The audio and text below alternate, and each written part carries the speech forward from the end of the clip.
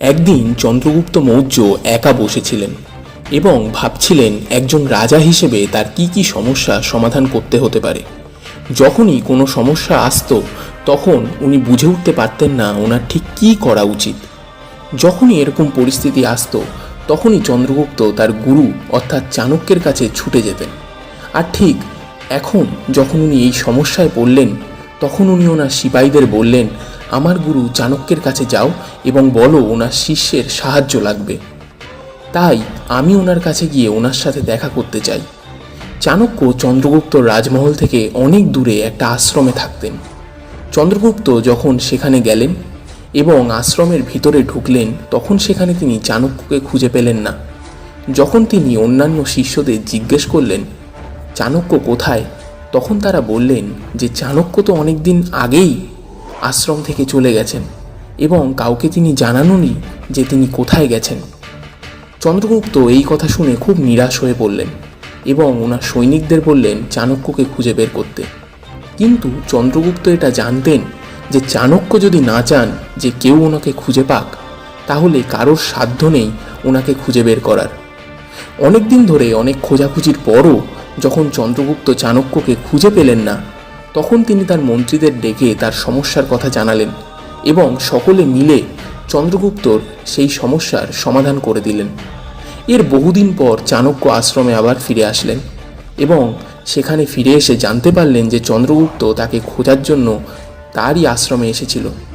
তখন চাণক্য চন্দ্রগুপ্তের সাথে দেখা করতে গেলেন। চাণক্যকে দেখা মাত্রই চন্দ্রগুপ্ত তার পা ধরে প্রণাম করেন এবং বলেন, আচার্য, পরের বার থেকে আর এরকম করবেন না, আমাকে একা রেখে কোথাও যাবেন না। আমি চাই আপনি আমাদের রাজ্যে সকল সমস্যায় আমার সাথে থাকুন। চাণক্য মুচকি হেসে বললেন, এখন কি তোমার সমস্যার সমাধান হয়ে গেছে? হ্যাঁ, অনেক কষ্টে সমাধান করা গেছে।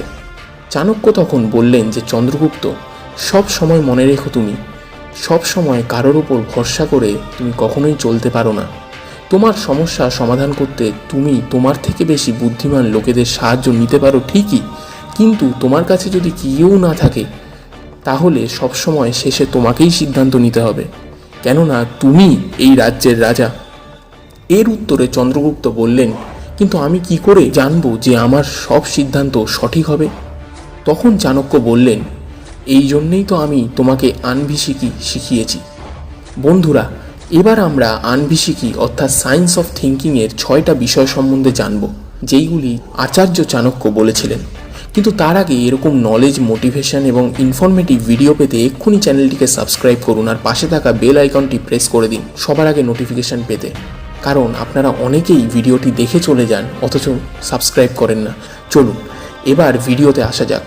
আমরা এই সবকটি বিষয় রাধাকৃষ্ণন পিল্লাইয়ের inside Chanakya's mind, Anvikshiki and art of thinking থেকে নিয়েছি। রাধাকৃষ্ণন পিল্লাই এমন একজন মানুষ যিনি চাণক্যকে খুব কাছ থেকে অবজার্ভ করেছেন বা তাকে পড়ার চেষ্টা করেছেন। ইনি চাণক্যের বই অর্থশাস্ত্রতে পিএইচডি করেছেন।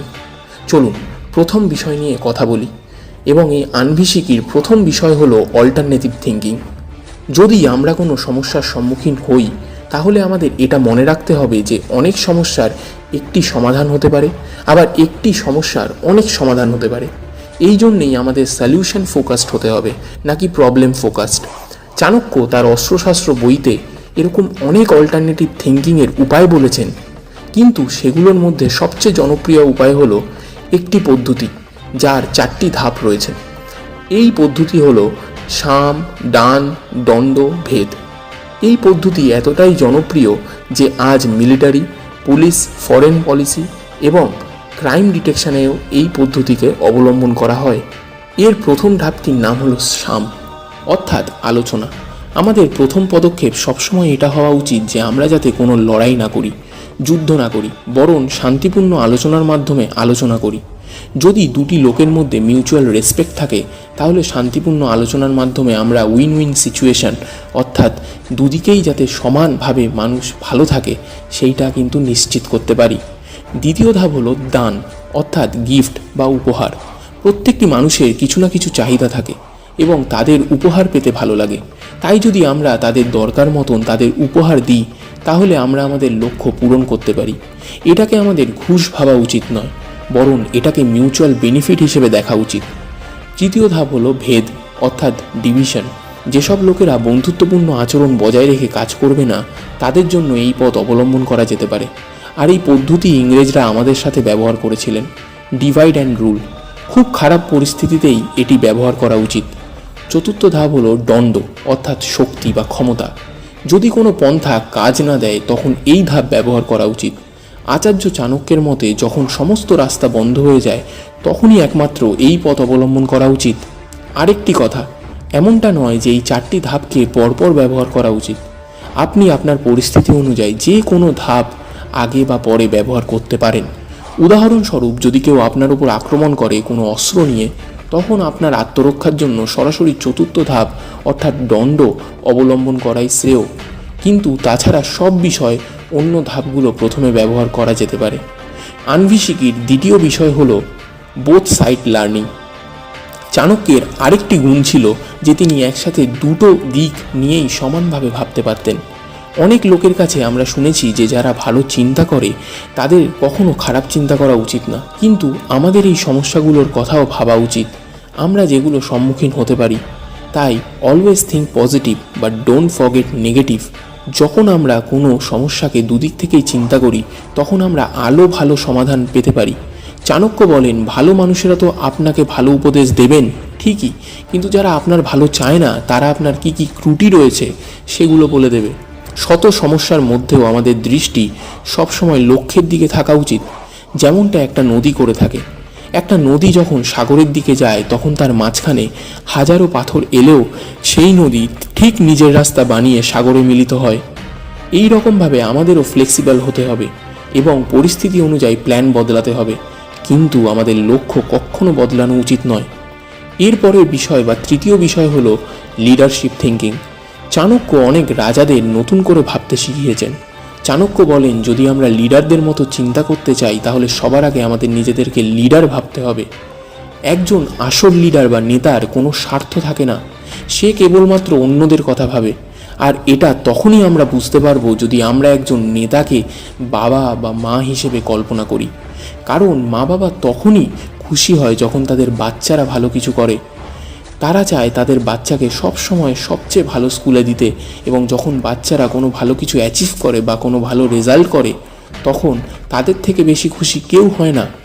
একজন নেতাও এইভাবেই ভাবেন। চাণক্য বলেন, অনেক সময় কোনো কিছু ভালো করার জন্য আমাদের খুশি বা সুখকেও বিসর্জন দিতে হতে পারে। ধরা যাক একজন শিশু অসুস্থ, কিন্তু সে ওষুধ খাচ্ছে না কারণ সেটা তিতো। তখন তার বাবা মা সেই শিশুর ভালোর জন্য জোর করে হলেও সেই তিতো ওষুধ খাওয়ান।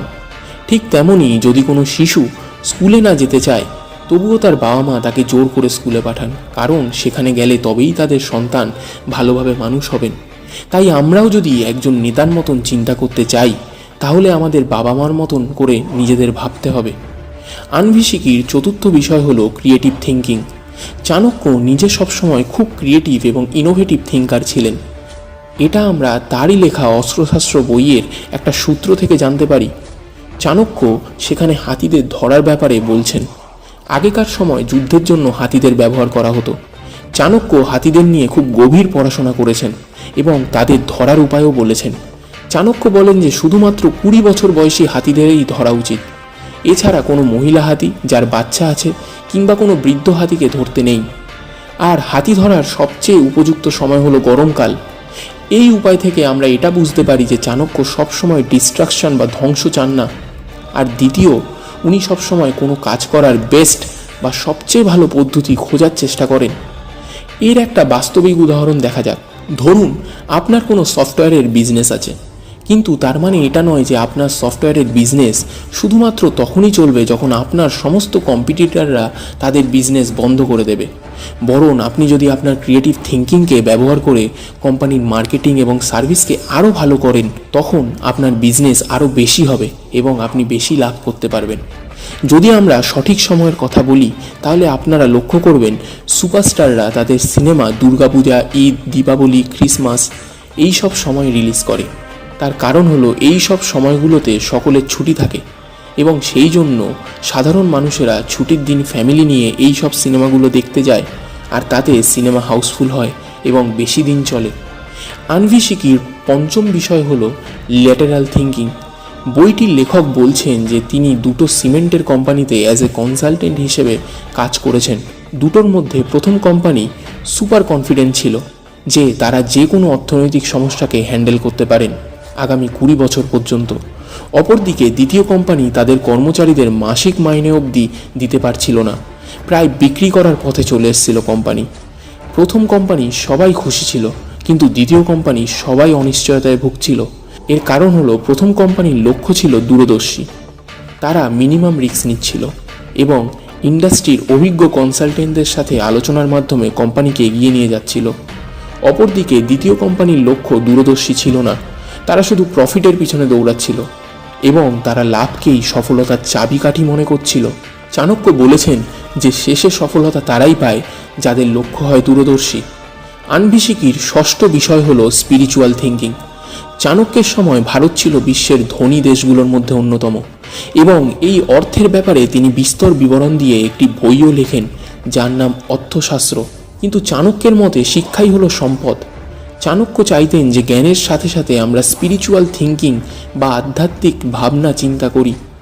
আজকালকার মানুষেরা ভাবেন যে স্পিরিচুয়ালিটির মানে হলো সব কিছু ত্যাগ করা, বিষয় আশয় থেকে নিজেকে মুক্ত করে নেওয়া। কিন্তু চাণক্য একটি শ্লোকে বলেছেন যে আসল আধ্যাত্মিক ব্যক্তি সেই যে সক্রিয় এবং কর্মঠ। আধ্যাত্মিকতার মানে এটা নয় যে আমরা গরিব হয়ে বাঁচব, বরং চাণক্য এটা বলেন যে বড়লোক হওয়া বা ধনের প্রাপ্তি ঘটানোর মধ্যে কোনো ভুল নেই। শুধু আমাদের এটা মনে রাখতে হবে যে টাকা যেন ঠিক উপায়ে উপার্জন হয়। বড়লোক তো কোনো গুন্ডা বা তোলাবাজেরাও হয়, কিন্তু সেইভাবে টাকা উপার্জন করাটা অন্যায় শুধু নয়, পাপও। চাণক্য বলেন আমরা রাজার মতন জীবনযাপন করতে পারি কি না পারি, কিন্তু আমাদের রাজার মতন উদার মন থাকা জরুরি, যাতে আমরা সকলের জন্য ভালো কিছু করতে পারি। তো বন্ধুরা, আমরা এই ভিডিওতে আনভিশিকি বা সায়েন্স অফ থিঙ্কিংয়ের 6টি গুরুত্বপূর্ণ বিষয় সম্বন্ধে জানলাম। আশা করি এই বিষয়গুলো মাথায় রেখে আপনারা নিজেদের কর্ম সম্পাদন করবেন এবং খুব তাড়াতাড়ি সফলতা অর্জন করবেন। আর ভিডিওটি কেমন লাগলো সেটা জানাতে ভুলবেন না। ভালো লাগলে অবশ্যই একটা লাইক করে দেবেন। এরপর চ্যানেলটিকে সাবস্ক্রাইব করবেন। যত মানুষ ভিডিও দেখে তার 90% সাবস্ক্রাইব করতেই ভুলে যান। তাই সাবস্ক্রাইব করে পাশের বেল আইকনটা প্রেস করে দিলে এরকম ইনফরমেটিভ ভিডিও আপনি সবার প্রথমে দেখতে পাবেন। আর এতে আমাদের সামান্য মোটিভেশনও বাড়বে। আর হ্যাঁ, আপনার বন্ধু প্রিয়জনদেরকে ভিডিওটি শেয়ার করতে একদম ভুলবেন না। ধন্যবাদ।